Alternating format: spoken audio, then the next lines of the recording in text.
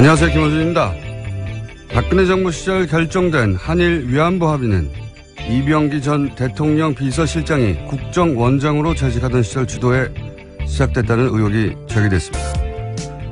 우리로서는 도저히 받아들일 수 없는 최종적이고 불가역적이라는 표현과 위안부에 대해 앞으로 국제적으로 비판하지 말 것에 합의한 것을 비롯해 당사자인 할머니들의 뜻이 전혀 반영되지 않았고 수령을 거부하는 할머니들 자신들도 알지 못하는 사이 돈을 입금 처리하는 등 과정 전체가 마치 군사작전처럼 처리됐던 것이 이제야 이어갑니다.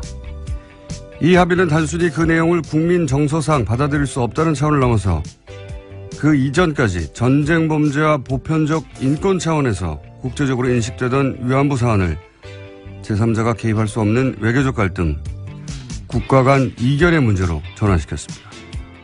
여성에 대한 국가 차원의 조직적 범죄를 저지른 일본이 그 피해자들에게 마땅한 사과 인정 없이 역사를 부정할 기회를 우리 스스로 제공했다는 점에서 이 합의를 주도한 이들은 역사에 대한 범죄자이기도 합니다.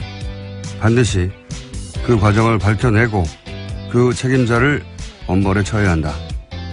김어준 생각이었습니다.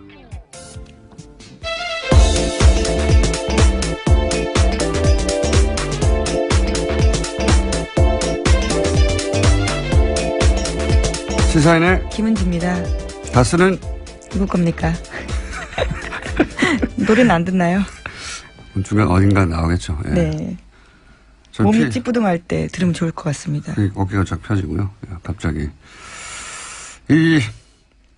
굉장히 예기치 않았던 뉴스예요, 어제. 예. 위안부 합의가 국정원 주도로 시작됐다. 이게 외교부라고 생각하고 있었는데 다들, 그랬다는 걸 보면 이제 국정원이 할 수밖에 없었던 게 국민 정서상으로도 외교적으로도, 예. 이게 틀림없이 알려지면, 큰 반발이 있을 것이다. 말이 안 된다. 하는 걸 스스로 알고 있었다는 거죠. 몰래. 그렇죠. 예. 몰래 밀어붙이려고 한 것이고, 잠깐 언급했지만 사실은 이게 이제 내용이 우리가 받아들일 수 없다를 떠나서 굉장히 큰 잘못을 한 것이 원래 위안부 문제는 우리가 사실은 압도적으로 유리한 위치에서 국제적인 공감이나 지지를 얻어가면서 일본을 추궁하고 사과를 받아내야 되는 사안이고 실제 낼 수 있었던 사안이거든요. 충분히 그렇죠. 예, 2007년에 미국에서 미 상하원이 위안부 합동 결의안을 채택을 했어요. 일본이 사죄하고 보상을. 네, 최근에 나온 I Can Speak가 그와 관련된 내용들입니다. 그렇죠. 그때 어느 정도였냐면은 아베가 미국 국빈 방문을 했을 때 미 의회가 연설을 거절했습니다. 근데 이게 어떻게 바뀌냐면, 그러니까 이게 이제 인권의 문제고 여성 인권의 문제고 전쟁 범죄에 관한 문제니까 누구도 뭐라고 할 수가 없는 거예요. 근데 이게 이 합의를 해버리면 국가 간 합의가 되니까 이걸 어느 한쪽이 지키느냐 안 지키느냐의 문제로 바뀌는 겁니다. 그러면 이게 외교적 이익이나 갈등의 문제가 되거든요. 그다음부터는 제3자가 어느 한쪽한테 이래라 저래라 할 수가 없어요. 합의의 문제가 되면 일본이 그걸 노린 거거든요. 이걸 덜컥 준 거예요. 말하자면. 내용도 내용이지만 보다 훨씬 장기적인 차원에서 일본은 앞으로 이제 합의한 걸 우리가 어겼다고 할 것이고. 근데 지금도 계속 그런 취지의 주장들을 하고 있죠. 일본이 노린 게 바로 이건데 이걸 덜컥 입안에 넣어주었다. 이렇게 할 이유가 전혀 없거든요. 저는 이 대목이 훨씬 더 중요하고 정부 차원에서는 이 책임을 물어야 된다고 봅니다. 꼭 말도 안 되는 일을 몰래 하려고 하니 국정원이 나섰겠죠. 왜 일본한테 이렇게까지 해줬는지 반드시 따져야 된다. 자, 첫 번째 뉴스는요. 네, 어제 자유한국당이 국회 일정을 보이콧하기로 결정했습니다. 국정감사에 그러니까 참여하지 않겠다라는 건데요. 방송통신위원회가 MBC 대주주인 방송문화진흥회 공석인 이사 2명을 선임했다라는 이유에서입니다. 옛날에 새누리당이 추천한 이사가 사퇴했기 때문에 자유한국당 추천 인사가 선임돼야 한다라는 논리인데요. 하지만 민주당과 국민의당, 정의당은 국감을 일정대로 진행하기로 했습니다. 이게 이제 간단하게 말하면 자유한국당이 여당 시절에 2명의 이사를 자신들이 추천을 했는데 보궐이 생겼잖아요. 관뒀으니까. 자신들이 추천했던 자리는 자신들이 다시 추천해야 한다는 거예요. 이게 생떼거든요, 생떼. 네, 그냥 여당 추천 몫임에도 불구하고 자신들의 처지가 바뀌었는데 계속 그걸 주장하고 있는 겁니다. 그러니까 이 주장대로 하면 그 2명의 이상은 특정 정당이 계속 추천해야 된다는 주장과 똑같은 거거든요. 자기들이 예전에 추천했기 때문에 지금도 추천해야 된다는 거예요. 그러니까 특정 정당이 할당된 거다, 그 숫자는. 이 논리하고 마찬가지인데 이게 말이 안 되는 게 그럼 그 정당이 없어지면 방통위원 숫자도 줄어야 돼요. 말이 됩니까? 특정 정당이 할당하게. 그 시점에 여당이 할당된 숫자였거든요. 네. 심지어 과거에 자기들이 했던 것들과도 굉장히 반대되는 이야기입니다. 물론이죠. 그건 뭐 다 당연한데. 방통위원이지 여당 6, 야당 3. 근데 자신들이 여당일 때 했던 2명. 이걸 자신들이 이제 야당이 됐는데도 여전히 자신들이 추천했던 숫자이기 때문에 사람들이기 때문에 자신들이 해야 한다는 거예요. 이 논리대로면 자유한국당은 앞으로도 계속 6명을 추천해야 되는 겁니다. 자기들이 한번 추천했기 때문에 계속 6명의 보궐 추천권을 가지고 있다는 논리하고 마찬가지거든요. 이 정권 교체를 인정 안 하는 거죠. 예. 그리고 또 한 가지 저는 책임을 묻고 싶은 게 언론이 이걸 여야 공방으로 보도를 하니까 누가 우기는지 모르잖아요. 이거 완전 우기는 거거든요. 그렇지 않게 보도하는 언론도 많습니다. 많지는 않더라고요. 있긴 있는데 생각해보면 정말 생떼예요. 자기들이 여당일 때 6명을 추천했는데 그중에 이번에 2명이 관뒀어요. 그런데 그 사람들을 또 자기들이 추천해야 된다는 거죠. 그러니까 자기들이 여당일 때 추천한 6명은 이 논리대로면 계속 6명을 추천해야 되는 거예요. 말이 안 되잖아요? 네. 전혀 논리에 닿지 않은데 이걸 공방으로 보도하니까 이건 언론의 책임도 있습니다. 예. 자유한국당이 우기는 겁니다, 이번에는. 네, 억지를 부리고 있는 건데요. 2008년에도요, 당시 야당이었던 열린우리당 추천 KBS 이사가 사퇴했을 때 후임 이사는 여당이었던 한나라당이 추천한 바가 있습니다. 아니, 이건 뭐 더 근본적으로 과연 6대 3이 맞느냐를 따질 수는 있어요. 그렇게 따지는 건 법안을 통해서 바꾸거나 새로 논의할 대상이 맞긴 한데 혹은 이런 식의 추천 제도가 맞느냐 뭐 이건 따질 수 있는데 자기들이 한번 추천했다고 또 자기들이 추천한다는 게 말이 됩니까 지금? 네, 그건 말이 안 되잖아요. 근본적인 문제 제기라면 또 모르겠는데 자기들이 한번 추천했다고 야당이 됐는데 그 사람들 또 추천해야 된다고. 아, 참. 스스로도 과거에 했던 행동들을 적폐라고 인정하고 있긴 하거든요. 어제 방송통신위원장 만나서 과거의 일들에 대해서 적폐다라고 이야기했다라고 합니다. 과거에는 여당이 6, 야당이 3 했는데 그게 적폐이기 때문에 이번에는 안 된다는 겁니까? 아, 참. 대단합니다. 이렇게 스스로 생각해도 말이 안 된다는 거 알 텐데. 예. 그 전체 논리 중 일부를 딱 떼어서 그 부분만 들으면 그렇다하지만 자신들이 추천을 했기 때문에 그 사람들이 보고를 해서 자신들이 또 추천해야 된다고. 네, 그건 자유한국당 몫이라고 명시되어 있는 게 아니고 여당 몫이거든요. 그러니까 그래 왔는데 이제 지금은 이렇게 주장하면서 국감을 보이콧하는데 국회 일정 보이콧한 게 지금 3번째인가요? 네, 벌써 20대 국회 들어서만 세 번째인데요. 작년 같은 경우에는 국감 때 김재수 농림축산식품부 장관 해임안 처리 이후로 정세균 국회의장 사퇴하라면서 보이콧한 적이 있습니다. 당시에 이정현 대표가 단식 투쟁했던 거 기억하실지 모르겠는데요. 그렇죠. 네, 그때 건강 악화를 이유로 일주일 만에 복귀한 적이 있습니다. 또 올해에도요. 지난번에 김장견 MBC 사장 체포영장 발부되자 이에 반발해서 국회 일정을 보이콧했었습니다. 사실 그 국감이라는 건 야당이 자기 역량을 보여주는 통상적으로 장이거든요. 왜냐하면 피감기관들, 정부 기관들을 불러서 야당이 혼내고 따지고 잘 운영했냐 이런 시간이란 말이죠.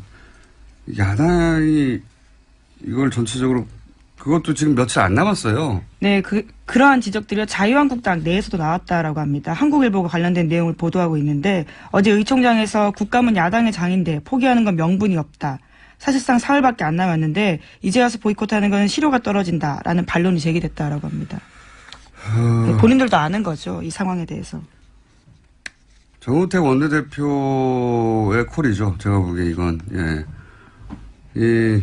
이제 국감장에서 한 게 뭐 있냐, 내지는 뭐 여당이 끌려다닌 거 아니냐라는 얘기가 나올까봐, 본인한테 그런 책임이 돌아올 것을 이런 전략으로 시선 분산시키려는 전략. 나름의 정치적 퍼포먼스가 아닌가 싶은데, 이건 뭐 이렇게 돼서 그냥 공방 국회가 이제 공회전하고 있다거나 이렇게 보도하면 안 되는 거예요. 이게 우기는 게 맞잖아요, 논리적으로. 그게 아니라 근본적으로 이제 6대3이 맞느냐거나 혹은 뭐 방통위원을 선발하는 시스템을 바꾸자거나 이런 얘기는 할 수 있지만, 이거 어떻게 똑같이 보도합니까? 양쪽이 동일하게 일리 있는 주장이 부딪히고 있다고 보도할 수 없죠, 이 사안은. 자, 이게 이제 결국은 MBC 혹은 KBS 사태, 지금 당장은 MBC 사태죠. 예, MBC 사태하고 연결이 돼 있는 거죠. 네, 김장겸 MBC 사장에 대한 해임 압박이 높아질 것으로 보이는데요. 이번으로 원래 6대3이었는데 4대5로 바뀌었거든요. 그렇기 때문에 해임안이 가결될 가능성이 높습니다. 그렇죠. 예, 6대3에서 두 사람이 간두고 두 사람이 이제 다시 보충되고 그래서 4대5로 역전이 됐거든요. 그래서 MBC 혹은 KBS 파업 사태가 과연 언제 이게 끝이 날 것인지 끝이 안 보였는데, 갑자기, 예, 돌파구가 마련되는 상황이고, 그래서 저희가 오늘 4부에서, 예, 민원연, 삼천영과 함께 이 문제를 좀 짚어보기로 하겠고요. 자, 다음 뉴스는요? 네, 5.18과 관련된 정부의 조작 사실에 대해서도 계속해서 말씀드리고 있는데요. 어제는 전두환 정권이 5.18 유가족을 상대로 공작을 벌인 증거가 공개됐습니다. 전두환 전 대통령의 지시로 망월동 묘역을 없애버리기로 한 내용이 있는 건데요. 이를 위해서 군과 정보기관, 지자체까지 동원돼서 소위 비둘기 계획을 세웠다라고 합니다. 그와 관련된 문건들이 나온 건데, 묘를 이전시키면서 사람들의 시선을 분산시키겠다라는 거고요. 이것은 전두환 전 대통령의 지시였다라고 합니다. 참, 사람이 할 수 없는 짓이죠, 이게. 자기들이 죽여놓고 유가족들이 모이는 게 두려워가지고 그걸 없애버리려고 한 거 아닙니까? 네, 그렇죠. 묘역 자체를 없애버리려고. 이 군사정권 시절부터 이 세력은 사실은 사람들이 모이는 걸 항상 두려워해왔어요. 예. 유가족들이 모이는 거. 자기들이 죽인 사람들. 그 남은 유가족들이 모이는 걸 특히 두려워했고, 박근혜 정부 때도 사실 세월호 유가족들 모이고 그럼 다 싫어했잖아요. 네, 네. 엄청나게 해산 압박을 했었습니다. 다 거리에서 물대포 맞고요. 네, 쭉 이어집니다. 예. 사람들이 모여서 자기들을 흔들까봐, 자기들한테 그 원망이 올까봐 모이지 못하게 한 역사가 오래된 건데, 지금 이제 그 문건이 나온 거죠. 비둘기 계획이라는 이름으로 아예 5.18 때는 망월동에 있는 묘역을, 예, 다 이전시키려고 했다라는 겁니다. 모이지 못하게 하려고. 예, 그렇죠. 참네. 제대로 된 추모도 하지 못하게 만드는 것들인데요. 정말 자신들의 한 행동이 오히려 얼마나 잘못된지 알기 때문에 두려워해서 이렇게 공작을 벌였다라는 거죠. 자기들이 한 행동이 얼마나 잘못됐는지는 모르고, 예, 어쨌든 그게 자기들에게 되돌아올까봐, 예, 무서워서 잘못했는지 안 했는지는 따지지 못했을 거라고 봅니다. 예. 어쩔 수 없었다고 자기들끼리는 합리화했겠죠. 근데 이제 그 유가족들한테는 최소한의 예라도 지켜야 하는 건데, 예, 묘지도 없애버리려고 했다니까 이게 관련해서 또 여러 가지 뉴스가 계속 나오고 있어요. 5.18 관련해서는. 그렇죠? 네, 그렇습니다. 1981년에는 또 군 보안사에서 작성한 내부 문건이 나왔는데요. 유가족에 대한 상세한 분석을 실었습니다. 유가족을 극렬 유족, 온건 유족으로 나눠서요. 또 극렬 쪽은 A, B, C 세 단계로 분류해서 회유책 그리고 치밀하게 순화 작업들을 했다라고 합니다. 생각해보면, 예, 박근혜 정부 시절에 세월호 유가족을 대하는 방식이나, 예, 5.18 때 전두환 정권이 5.18 유가족을 상대하는 방식이나 본질적으로 똑같아요. 아주 똑같고요. 예, 그런 5.18 관련한 뉴스들이 앞으로도 계속 나올 것 같습니다. 네, 이건 생각해보면 지금 30년 동안이나 이게 안 밝혀졌다는 게 더 신기한 거죠. 예, 오히려. 자, 다음 뉴스는요. 네, 검찰이 김장수 전 주중대사를 출국 금지했다라고요. 오늘 아침에 동아일보가 보도했습니다. 세월호 참사가 일어난 2014년 4월 16일 당시 대통령 국가안보실장이던 김 전 대사에 대해서 본격적인 수사가 진행되고 있는 건데요. 김 전 대사는 박근혜 전 대통령에게 세월호 침몰 사고 발생 당시에 유성과 서면으로 보고한 당사자입니다. 최근에 청와대 문건 등에 대해서 나왔던 것들이 있는데요. 관련된 조작 혐의에 대해서 수사를 받게 된 겁니다. 이게 이제 9시 반으로 30분이 앞당겨지긴 했는데 저는 9시 반 시간도 맞는가 의심스럽다. 쪽이에요. 여전히 쪽이고 그리고 그 이후 했던 이야기들을 뭐 통화를 몇 번 했고 보고를 어떻게 했고 하는 것도 거의 다 거짓말일 가능성이 높다. 통화 기록이 안 나오니까요. 그렇죠. 네. 유일하게 나온 통화 기록은 딱 하나입니다. 그 통화 한 번 한 게 전부인 것 같고 예. 상황이 얼마나 심각한지를 제대로 인지하는 건 오후야 돼서인 것 같고 그때 왔으니까요. 와서도 머리 하느라고 시간을 보냈고 예. 그렇죠. 그 머리도 다급하게 온 것처럼 보이려고 일부러 부수하게 흐트러뜨렸다는 거 아닙니까? 뭐 그런 증언들이 나왔었죠. 언론 보도를 통해서요. 상황의 심각성은 전혀 모르고 있었다라는 게 맞습니다. 와서도요. 구명조끼 입고 있는데 왜 못 구했냐라는 그 유명한 말을 했습니다. 이게 어떻게 아침에 보고받았는데 그때까지 모를 수가 있는 사안입니까? 이 사고가 있던 내내 딴짓하고 있었어요. 뭔지는 모르겠는데 딴짓하고 있었다. 그런데 뭐 시간 조작이 아무것도 아니겠죠. 그쪽에서는 절대 밝혀지지 않을 거라고 생각했겠죠. 그래서 저는 9시 반도 이게 맞는 건지 근본적으로 의심하며 접근해 봐야 된다고 봅니다. 자, 다음 순요. 네, 오촌 살인 사건 관련된 재수사도 진행 중입니다. 어제는 신동욱 공화당 총재가 경찰의 참고인으로 출석했는데요. 관련된 진술을 했습니다. 그는 경찰에 출석하면서 기자들과 만나서 이런 주장을 펼쳤는데 박근혜 전 대통령 오촌 살인 사건의 피해자가 모두 8명이다라고 한 겁니다. 자신의 사건과 관련해서 알려지지 않은 죽음까지 하면 7명의 사망자가 있고 또 한 명은 반신분수가 됐다라고 주장하고 있습니다.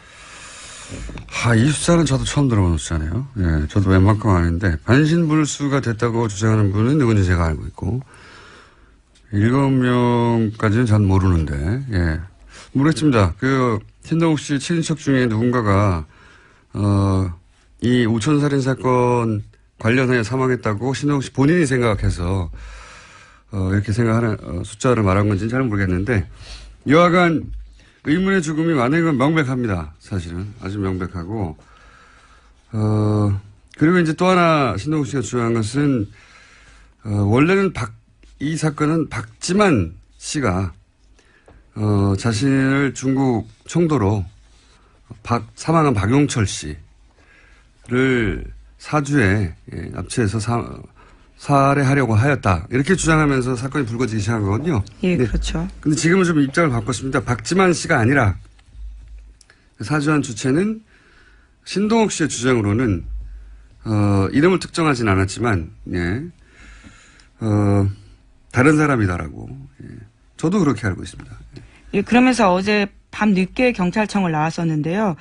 2007년에 유경재단 강탈 사건 때 최순실 정윤회가 등장했다는 증언을 확보했다면서 그와 관련된 녹음 파일을 광수대에 제출했다는 주장도 했습니다. 그러니까 최순실 정윤회 씨 쪽으로 이제 타겟을 옮겨서 이 살인 사건과 내막 혹은 배후를 주장하는 중이고요. 네, 아직은 유경재단 강탈 사건에 머물러 있긴 한데요. 계속 수사가 그쪽도 진행될 것으로 보입니다. 사실 이 오촌 살인 사건은 이 사건 하나만 좀 들여다봐도 박근혜 전 대통령이 재물에 초연했다는 게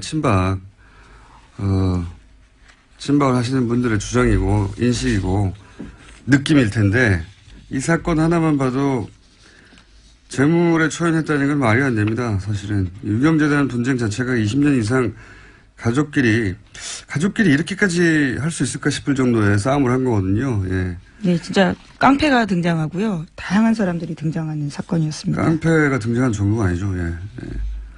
가족들끼리 이건 이렇게까지 어떻게 하나 가족들끼리 돈 때문이에요 다. 예, 딴 게 아니고 유경재단이 조 단위의 자산 가치가 있거든요. 그걸 차지하려고 삼형제 사이에 엄청난 분쟁과 갈등이 있었습니다. 소송도 있었고 그리고 폭력도 있었고 결국은 그 끝에 이런 살인 사건이 난 거예요. 자, 시간이 거의 다 돼서 제목 정도만 읽고 끝내야 되겠습니다. 네, 현재 홍준표 자유한국당 대표가 미국에 가 있는데요. 거기서 전술핵 재배치해야 된다라는 주장을 펼쳤습니다. 하지만 미국의 전문가들이 그에 대해서 동의하지 못하고 반대했다라고 연합뉴스가 보도하고 있습니다. 당연히 그렇겠죠. 근데 이제 몰라서 갔다기보다는 트럼프 대통령이 오니까 야당 쪽에서 뭔가 해야 되잖아요. 퍼포먼스죠. 고생하셨고요. 홍준표 대표는 또 있습니까? 네, 중국 시진핑 정권이 집권 2기를 맞았습니다. 지난 25일에 최고 지도부가 출범했는데요. 장점인 후진타오 전 주석의 집권 2기 때와는 달리 후계자를 지명하지 않아서 눈길을 끌고 있습니다. 그렇군요. 예. 중국에서는 5년을 건너뛰어가지고 미리 격대라고 하죠. 격대 지정. 예. 예. 대를 한번 건너뛰어서 후계자를 지정하는 전통이 있는데 그걸 이제 안에서 황제가 된 거 아니냐 뭐 이렇게 얘기하는 상황이고. 요 사안은 사실 전문가와 함께 얘기할 정도로 아주 할 얘기가 많은 것 같은데 사드에 관해서도 분위기가 좀 바뀔 수도 있다. 네, 그런 예측들이 나오고 있습니다. 네, 그 얘기는 이제 전부터 있었어요. 그러니까 본인이 이제 완전히 정권을 졌기 때문에 그리고 이제 사드가 왜 이렇게까지 문제냐 했을 때 이제 군사적인 차원의 분석은 많았잖아요. 예. 동북아에서 힘의 균형을 무너뜨린다. 근데 또 한 가지 사실은 우리나라에서는 본격적으로 논의되지 않았던 사안이 뭐냐면 중국은 여전히 공산당 체제고 일당 체제란 말이에요. 당이 여러 개 있지 않아요. 그런데 최근에 이제 한류 인기가 굉장히 높고 예. 한국의 호감도가 높은 상황이었죠. 거기까지는 문제가 없는데 박근혜 정부가 무너지는 과정에서 광장에 사람들이 어마어마하게 모였죠. 그것이 중국 자국민들에게 미치는 어떤 심리적 영향, 민주적 요구가 높아지는 그런 효과에 대해서 중국 공산당 쪽에서 굉장히 경계했다고 해요. 그래서 한국에 대한 비호감도를 높일 필요가 있었고 그것 중에 하나가 사드 활용된 측면도 있다. 이런 이야기가 있는데 저는 일리 있는 분석이라고 저는 생각하는데 시진핑 1인 체제 출범과 관련해서 그런 분석 저희가 조만간 한번 시간 마련해 보겠습니다. 여기까지 하겠습니다. 시사인의 김은지였습니다. 감사합니다.